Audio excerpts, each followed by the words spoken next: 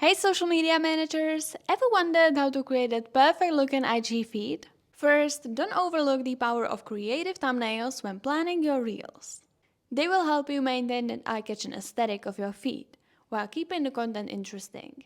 The thumbnail format is the same as Insta Stories, but don't forget to optimize also the square preview for your whole feed. Secondly, remember to set covers even for those reels you want to auto-publish. But how can you do it, you ask? Use ZoomSphere. This handy app will let you plan, schedule and auto-publish not only IG posts, but also TikToks, Facebook, Twitter and LinkedIn posts. And last but not least, remember to stick to a specific style with all the content you're posting.